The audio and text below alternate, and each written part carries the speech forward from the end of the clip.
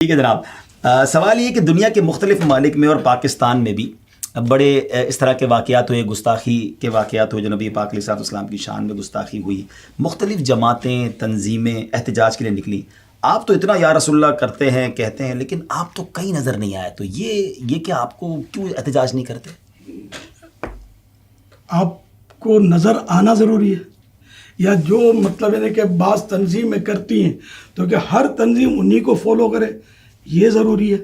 کیا آپ نے نگران شورا کا بیان سنا، جنہوں نے گستاخ رسول کے تعلق سے جو اپنا ولولہ انگیز بیان فرمایا ہے؟ جی، تاریخی بیان ہے. ایسا ہی ہے. اسی طرح مطلب اسی عنوان پر ایک پورا رسالہ برسوں سے مکتبۃ المدینہ نے شائع کیا ہوا ہے. تو آپ اپنی غلط فہمی دور کرنا چاہتے ہیں نا، تو مکتبۃ المدینہ کا وزٹ لیں.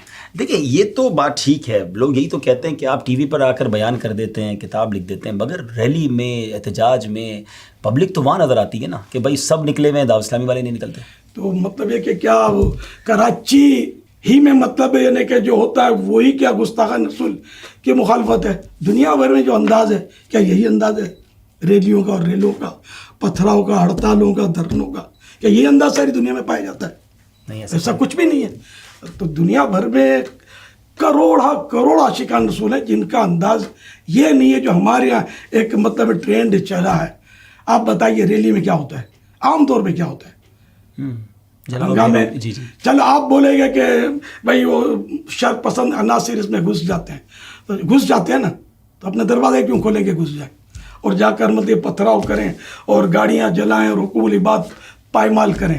تو ہم مطلب پورا امن طریقے پر اپنے حساب سے کر رہے ہیں، اور اللہ کی رحمت سے عملی طور پر ہمارے پاس الحمدللہ آپ دیکھیں گے کہ باعمل عاشقان رسول ہیں.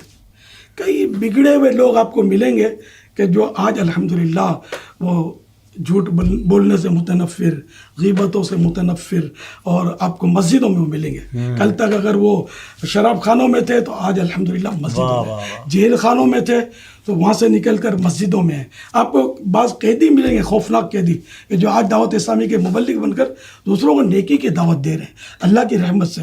پریکٹیکل مسلمان بنایا جا رہا ہے، اور سمجھ لیں کہ جو گستاخان رسول ہے اس کے طریقے سے، اس کے لائف اسٹائل سے، اس لائف اسٹائل کو چینج کیا جا رہا ہے اور مسلمانوں والے طریقے پر لایا جا رہا ہے. اور یہ جو